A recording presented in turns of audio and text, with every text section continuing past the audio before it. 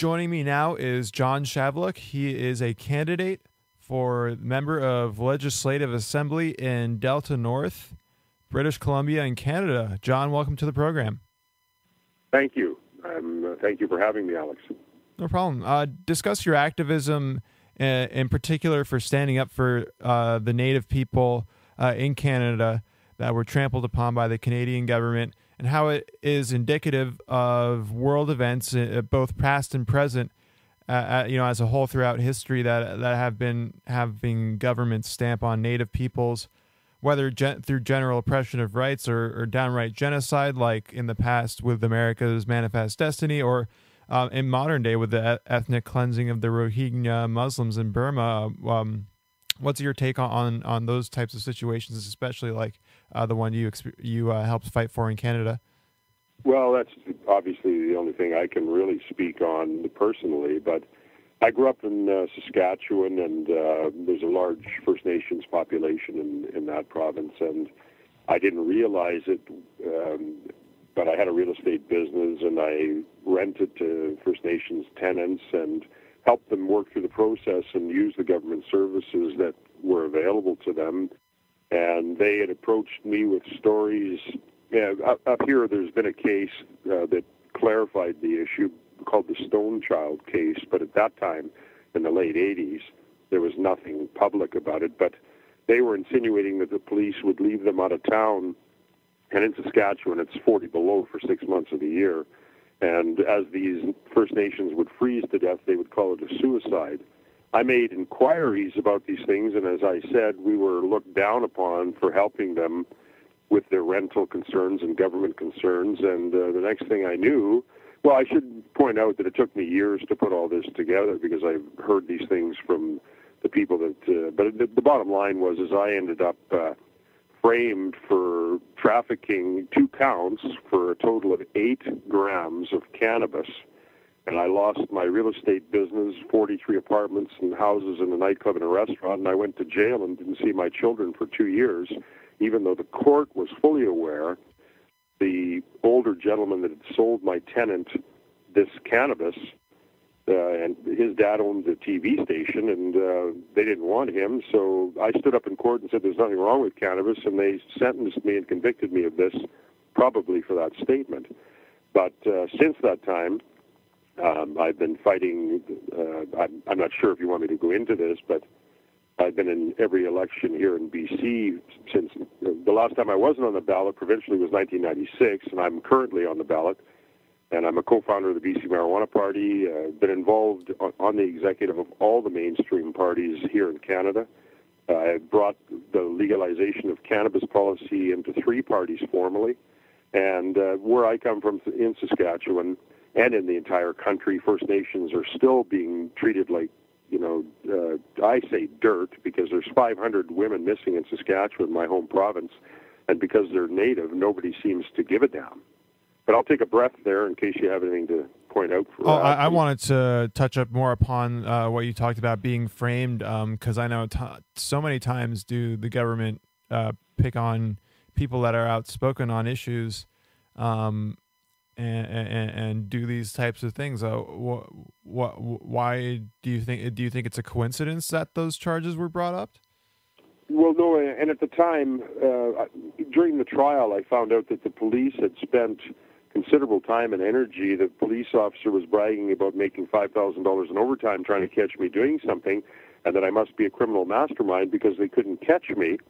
And I was told that it was because of my efforts with the band offices and personal Native friends that there was some racist Saskatoon police, and I was targeted.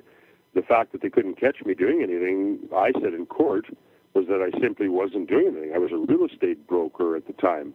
I should point out one more thing, Alex. The police officer that was involved framing me, while I was in jail, there was a particularly famous case in Saskatchewan in 1992, I believe it is, called the Martinsville child rape case, and that police officer was the police officer that was charged as an alleged child rapist. He beat the charges, and when he did beat those charges, I was removed from jail formally And the warden told me that, and something that's never been made public, is that in the identification room, all of the children identified this police officer's brother, who hadn't lost 50 pounds like the police officer, was wearing glasses like his brother. Anyway, they all identified the suspect's brother, and they had to let the police officer off. So the warden removed me from jail at that time, because I'd always screamed about that, and placed me in a halfway, early release type program where I was allowed to work, and I was still under lockdown and after certain hours. Wow. So in addition to and including cannabis, what are some other issues that concern you?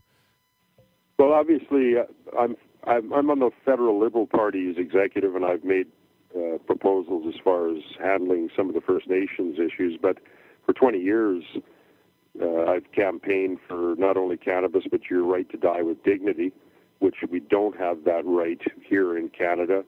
And as a military veteran, I've tried to stop this boondoggle, $35 billion for jet fighters and things like this. But I'm basically known as the common sense candidate, and I've raised things like here locally, like it is now mainstream, calling for a unified police force. And yet 4 years ago in the last election, when I ran against the Attorney General, he was against it. Just a month ago, he came out with a big press release calling for a unified police force. So I felt pretty good about that. But a lot of my issues are now mainstream, except obviously for the right to die with dignity, which is slowly getting there. Mm-hmm. Discuss your many runs for office. What makes you want to run for office, and how many times have you ran for office, and how many of them have been victorious or close to? Who your opponents were? Well, I should point out that, and again, it's never been, no offense, but it's never been about winning. I've never run in the same place ever until actually this last week when I signed up here for Delta North. I've always run in a different riding. It's about education. I'll tell you quite honestly, when we started the BC Marijuana Party, I mean, that was the equivalent to, and no disrespect, but it was like starting the pedophile party to some people here. Marijuana was such a dirty word.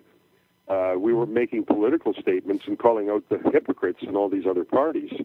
So it's really never been about that, but I've run in, this is my fourth consecutive provincial election. I've had 6 federal election fights, being on the ballot the last 2 as an independent. I ran for the president of the federal NDP party of Quebec City in 2006, after I worked for the leader at that time for 4 years to get a resolution that would call for the legalization of cannabis.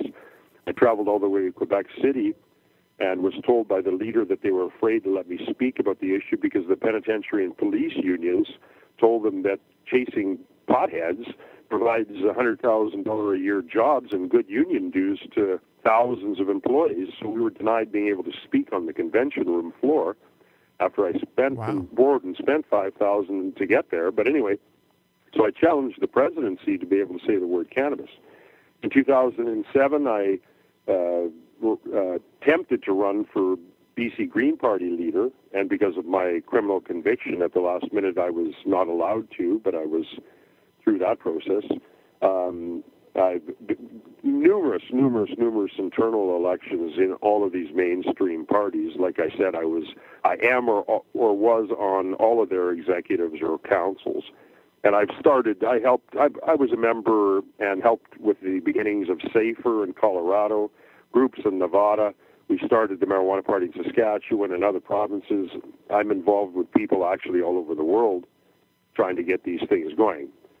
Everybody seems to know my nemesis, my arch enemy, Mr. Mark Emery, who in reality has done nothing politically. As far as I'm concerned, it's about promoting himself. And I'm going to be publishing a book about his story if he comes back here when he gets out of jail and again gets as stupid. But nobody seems to know me because it's never really been about me. It's about the issue. And as I said, nobody in this entire country has done more politically to see cannabis dealt with. For those just joining, I'm speaking with John Shavluk. He is a candidate for Canada's MLA in British Columbia in the Delta North District. So I know you mentioned Mark Emery, and I wanted to know what you thought about his wife running in the Canadian provincial election in your former Green Party that you used to belong to. What your take is on that? Well, anybody that stands up and runs, I support and I admire that. The problem with Jody Emery is that she's in a party that she's afraid to call out. She's afraid to tell the voters that the work of myself, David Malmo, Levine, Dana Larson, people like that in the 2001 provincial election, we were able to scare Adrian Carr of the BC Greens enough that she adopted the legalization policy. Jane Sturck took over the party, and I tried to run against her, and they had me excluded because of my criminal record, as I said. And in 2009, they quietly changed it from legalized to decrim, and that's when I quit the BC Greens. And there's a website link. If you just go Shavluk's quit the BC Greens, there's quite a page of cannabis culture calling out Jody about now calling the Greens on this, and now she's running for him again and pretending like it's not an issue. Well, it is to me, because that makes the Greens irrelevant. Mm-hmm. Yeah, and do you think that that if they took it all the way and said legalization, which is better for the people, and regardless if it can be translated into policy or not? That's the thing, Alex. This is, what we have here is a situation where the leaders are coward. She's an elderly woman, and this has to be, I don't even think the members know that she cowardly rescinded the legalization effort. Like I said, if you read all about it, or any of your listeners read about it, Shavluk quits the Greens, they'll get an eye-opener about Jody Emery and what's going on. That's the point. The BC Greens are, to me, irrelevant, and they don't have the guts to stand up for this stuff, especially with their federal party. As I told you, I got them to formally adopt legalization October 11, 2007. I'm ashamed of Jody Emery that she doesn't have the guts. That shows she's just like her current husband and all about infamy and herself. This whole thing, like I said, I personally feel responsible for this change in Emery while he's been in jail, because I know he reads every word anybody says about himself, because he's an egomaniac. So, and he's quoted things I've said from jail in his own little jail blogs. So I know I'm resonating with him, and I may even postpone my book about him if he comes back and he's not an idiot again. But Jody Emery running for the BC Greens in this situation and what she's doing, to me, is irrelevant, and it writes off the blood, sweat, and the tears of so many people that worked. Don't forget, we tried in Canada for over 40 years to get a political party that would even touch the cannabis issue. People, when I was at the NDP convention, after I was able to get the first resolution to legalize cannabis, and I took it at Jack Layton's orders to Quebec, and then they turned into cowards. We had 75-year-old people came up to my wife and I and started to cry that they had tried since 1972 to get cannabis talked about. Well, like I said, we established with Adrian Carr in 2001, because we scared them. Our first election, we set a record. We're in parliamentary history, or the legislature history, because we set a full slate of candidates and ran in the first 9 months and had like 65,000 votes or whatever it was. Like, we scared them. They came out for legal pot. That was the end of it. Now, all of a sudden, their leader doesn't even talk to the members, changes the policy, and we're supposed to just let that slide? Sorry to keep talking. Oh, it's all right. And, we do definitely have the same situation in here where the two major parties do not want to take up the issue, even though some in their ranking do want it, and but nobody really is pushing for it. For the Green Party of the United States is for legalization of cannabis. They're a different organization.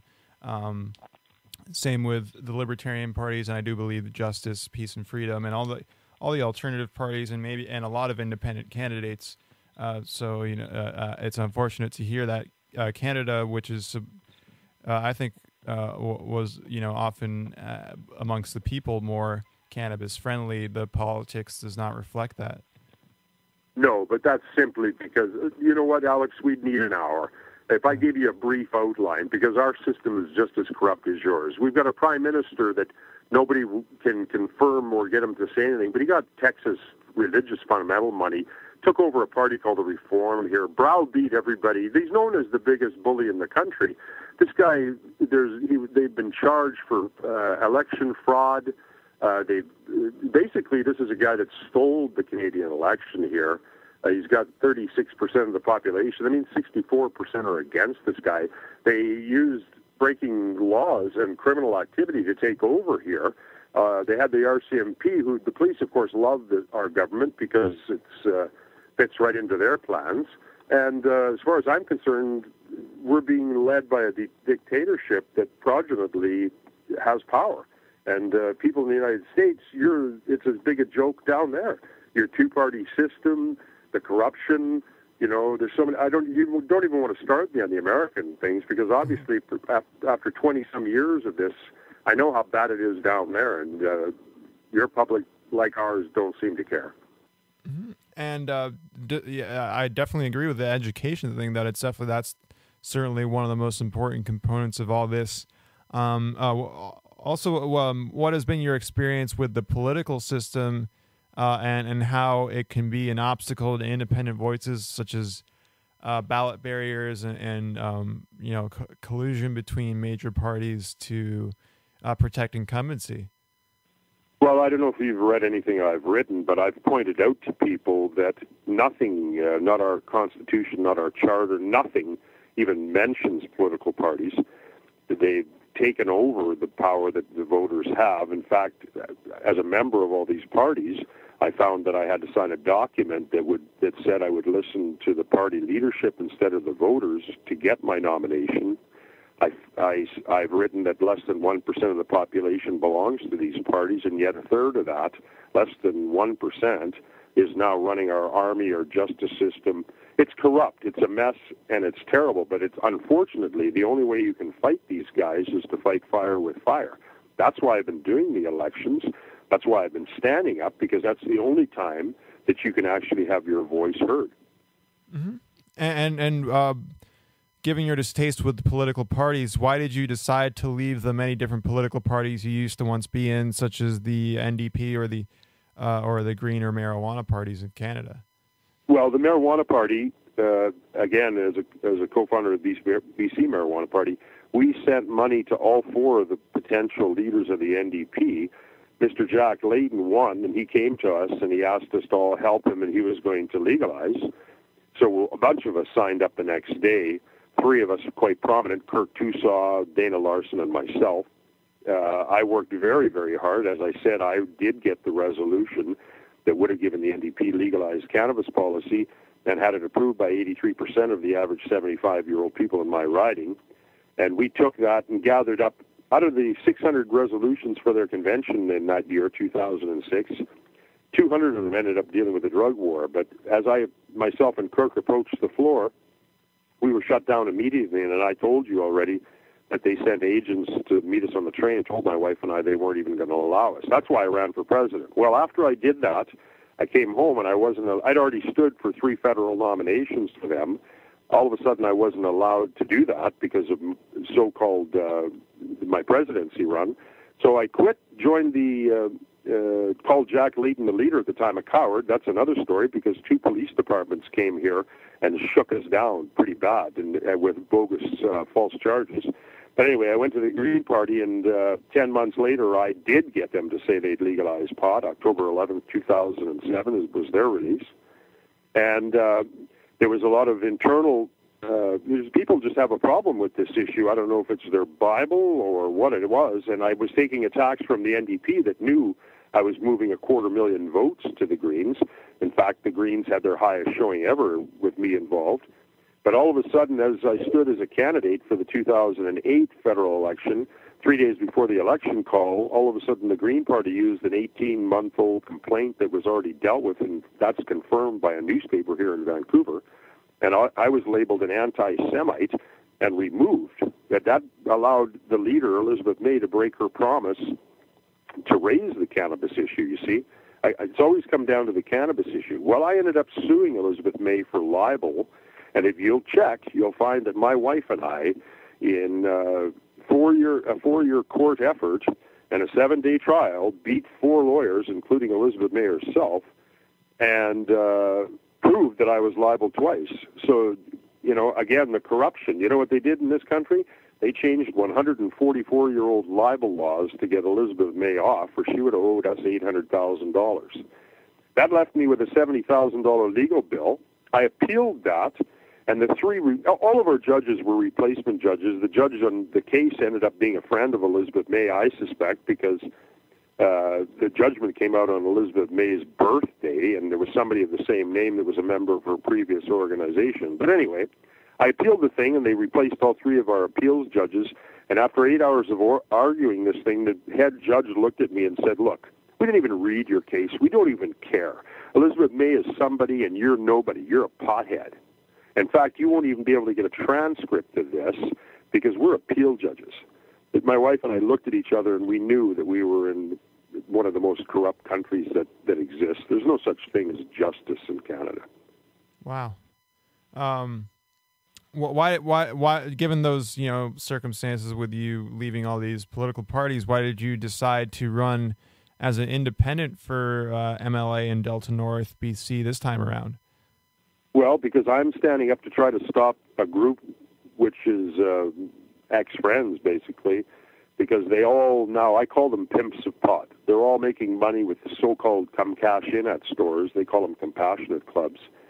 And they want to, now they've got a thing called Sensible BC. I call it Sensible BS because they're trying to take the wind out of the sails of the legalization movement. It's like Proposition 19 in California. I was involved with, Arnold Schwarzenegger came out a week before the vote and brought in decrim. Well, that took the wind out of the sails of that election. And with the growers and the pimps of pot all voting to kill it, it did die. Well, I knew Mr. Lee. It was his money, and people don't understand to get something like that on the ballot in the first place is very hard. Plus, it sent a message to the world that legalization had failed. So the reason that I'm running is partially to stop this sensible BS. And again, I raise issues that finally I do resonate. I know that based on what's happened. And to be honest with you, I don't know anybody more qualified to do the job than me. Definitely, and I definitely agree with that sentiment in regards to Prop 19 being from California, volunteering for the campaign. I definitely do think that Schwarzenegger's move was a diversion tactic to kill. That's what they're doing here. Thing. So, I'm not sure if you're aware, but I just there's other people involved, obviously, but I just got the Liberals to say they'd legalize. The Liberal Party is the most successful party in Canadian history. We just got the new leader, Justin Trudeau, who's the son of a prime minister. And what the public doesn't understand is that he himself voted for mandatory minimum jail sentences, has never supported legalizing cannabis. At the convention in Ottawa, after I took it from the last place resolution to the 4th biggest, and their number 1 resolution as far as social media and things like that, I sat in Ottawa at the convention, again, going into debt to get there. And Justin Trudeau was busy telling the media how the resolution, he won't support it and he's against it. I took him aside, and I should point out another thing, because of the attacks and things that I've taken, people can go to YouTube and see videos I recorded of police with a spy camera that looks like a pen. So I had this pen in my pocket, and I'm legally able to record anybody in a public place. I took Mr. Trudeau aside and reminded him of his own smoking of cannabis in Vancouver in 2004. We ended up having a very good conversation where he stopped being a hypocrite and admitted the truth. And then after that convention, the resolution did pass. They tried to stop it. I won't get into that now, but we did get that passed.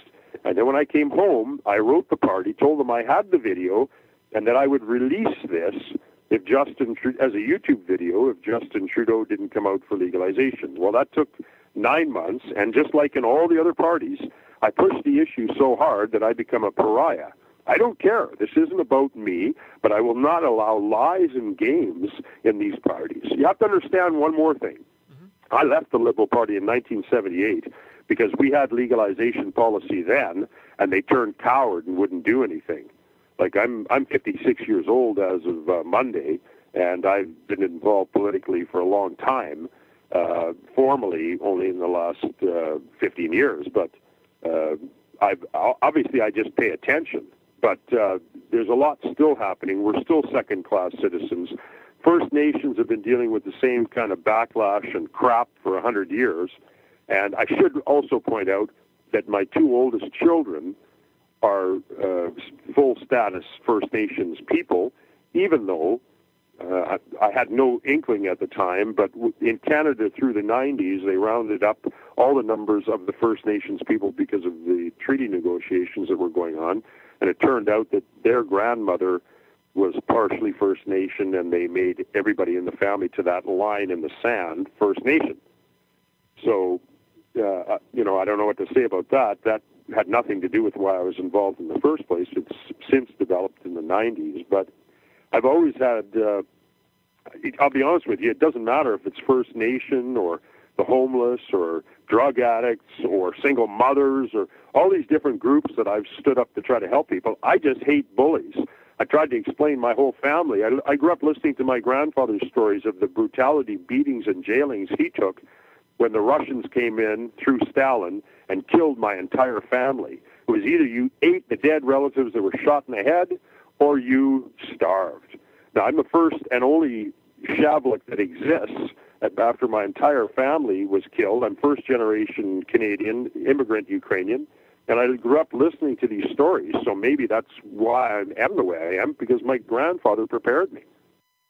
Just tell your listeners to just Google Holodomor. It's the Ukrainian Holocaust. If they knew the story on that, you'll never see movies about it, but you do about the Jewish Holocaust, which is fine. I just wish there was more about ours. Mm-hmm. But so for some reason, and I'll tell you why, if we do have the moment, because my grandfather told me a story about why Ukrainians were persecuted by the Jewish people, and as I said, I learned an awful lot when I was labeled an anti-Semite by the Green Party to remove me about the cannabis issue, but apparently the Ukrainians were volunteered and helped the Nazis, and I'll tell you, all of us have been paying ever since. But my grandfather told me why that happened, and during the Holodomor, he was a freedom fighter, and he was jailed and brutalized and beaten, and their leader was invited to Paris to get help from the Jewish banks, and when he got there, they shot him 7 times in the head. And this is directly from my grandfather, who's been dead for 20 years, but I am not anti-Semite. I am not anti-anything except stupidity and bullies. But I, like I said, had to fight for my name and proved I was liable twice and that I was an anti-Semitic. But in this country, even just saying the word Jew gets people trying to label you an anti-Semite. There's a complete history on me. I've been screaming for 20 years about what happened to me. I understand nobody cares until they go through it themselves. But somewhere down the road, I'm hoping that real journalism does show up, because everything I've said publicly or is available public, in fact, including videos of police shakedowns, as I've said. After I called Jack Layton a coward from the Ottawa or the Quebec City Convention in 2006 and came home, 2 police departments showed up here and said that they had a threat against me, that I had threatened to cut up somebody's children into little pieces. And that was witnessed by not only my wife, but my youngest son. And the only thing that saved me that night was the fact that my son was up in the window and pointed out the video cameras that we were taping these police with. And that's when they backed down. But the occurrence numbers that they gave us turned out to be non-existent. So that's the kind of crap that I've had to take. I had the biker gangs break into here and threaten to cut my head off. But I enjoy telling in election speeches that through all this process to legalize cannabis, that the police have always been much, much more brutal. Do you have any final thoughts, and where can people find you online and in social media? Just a simple Google search of Shavluk.com. By the way, Alex, there's another point I would just like to take 30 seconds and explain you. Sure. explain to you, because when my wife sat on the floor crying September the 4th, 2008, when we realized, just to give you some background, I was labeled an anti-Semite and removed, and something took over our phones and our internet, and our two laptops started to flash the words quit and started to type by themselves, and then they burned themselves out. I'm a bailiff. I did a internet trace on a friend's computer and found out that the attacker only had two friends, and one of them was the Prime Minister of Canada. Who do you call when you got the Prime Minister of the country attacking you? So when we determined all of these things, they've done other things. Like at that time, if you would have Googled my name, which is, again, getting back to it, if people just Google Shavluk, which is Shavluk, but anyway, there was 245,000 links on Google to my name.